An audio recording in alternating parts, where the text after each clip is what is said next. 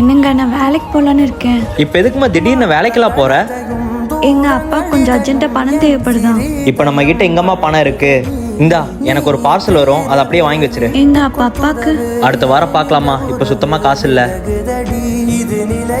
ஏமோ என்னை கேட்காம என் credit card ஏதாச்சும் யூஸ் பண்ணியா? ஆமாங்க, சூப்பர் மார்க்கெட் போனேன்ல, அதில் தான் பே பண்ணேன். என்னாச்சு? இல்லைம்மா, கேட்டேன். என்னை கேட்காம இனிமேல் என் கார்டில் யூஸ் பண்ணாத. எங்க, நான் ஒரு QR சென்ட் பண்ணுறேன், அதுக்கு ஒரு 2000 மட்டும் சென்ட் பண்ணுறீங்களா?